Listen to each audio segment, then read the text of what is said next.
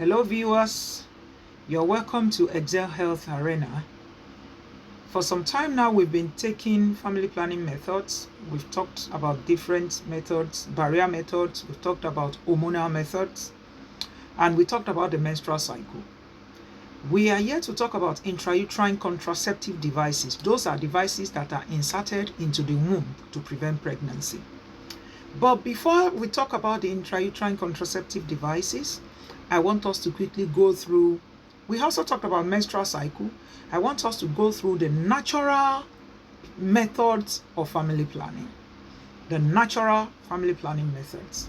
These are methods that God has put there by nature to allow pregnancy to occur or not to allow pregnancy to occur. It is either way. So it depends on whichever one we want. In some instances, some people use that method, the natural family planning method, to prevent pregnancy. Whereas some people use it to calculate pregnancy, because they want to achieve pregnancy. There are instances when a couple, for one reason or the other, has stayed without pregnancy for some time. And in a situation like that for waiting couples, it may get to a stage that they will have to sit down and calculate their menstrual and calculate their natural cycle for them to be able to determine when the woman can get pregnant and work towards getting pregnant, making use of that period of fertility in the phase of natural family planning. So come with me as we talk about natural family planning. Natural family planning can be in two categories.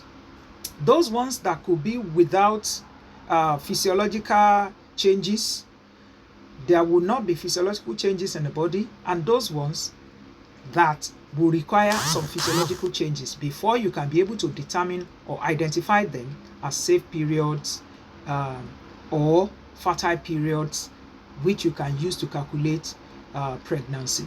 So those ones that do not require physiological changes, you don't need to identify any physiological changes, include abstinence. Abstinence is you don't have intercourse at all. There is the one we call withdrawal method. Many people are quite familiar with withdrawal method. We say withdrawal method. We call it coitus interruptus. That is, in the course of intercourse, when the man has a feeling that he wants to ejaculate, he brings out the manhood so that he does not ejaculate into the VJ of the woman, so that sperm will not eventually enter the VJ and go and fertilize the egg. Then safe period.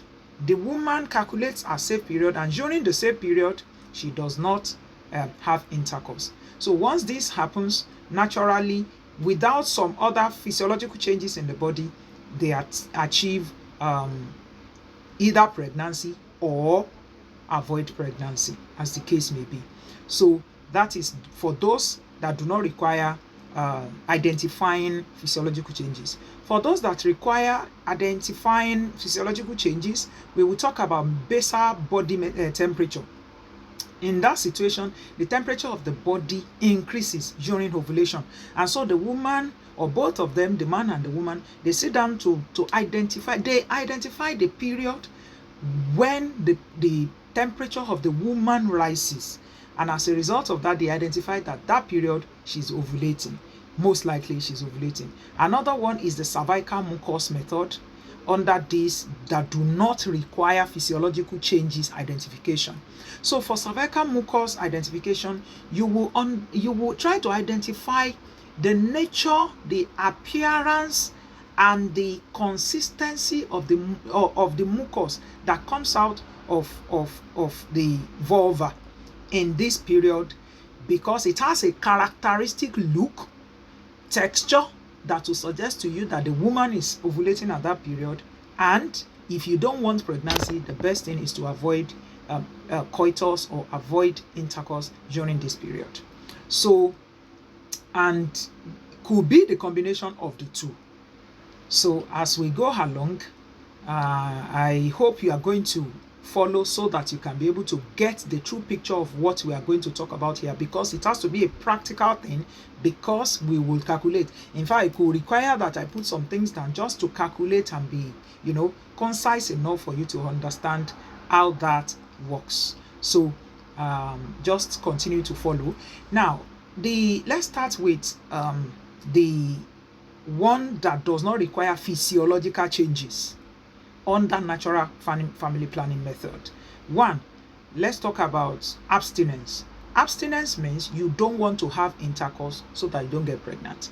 For a lady that is not married, you are expected to abstain, because it is when you abstain that you are sure that you cannot get pregnant. Once you are not married, we know that Mary, the mother of Jesus Christ, passed through that, whereby she did not have intercourse and yet she got pregnant. But that is Mary. So for any other person, you must know that if you don't want to get pregnant and you want to make use of abstinence, you must abstain from sexual intercourse. That is that. Then, for the second type, we call it Coitus interruptus. I said it the other time. When a man is having intercourse with a woman, the moment he has a feeling, definitely when a man wants to ejaculate, there is a signal that is sent to his brain for him to know that the sperm wants to come. He wants to ejaculate. At that point in time, he prepares to withdraw his manhood so that he does not discharge the sperm into the woman's body. And so once this does not happen, there is high tendency that pregnancy will not occur, because the sperm will not be there. Meanwhile, there are occasions when this fails. I want us to talk about failure too, because in fact, I'm going to give us the opportunity in the comment section as much as possible.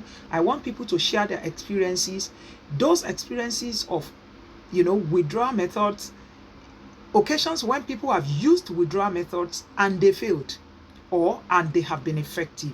I want us to, have a form of tool so that we can be able to also ascertain. There are records, whether we like it or not, there are records of the failure rate and the success rate.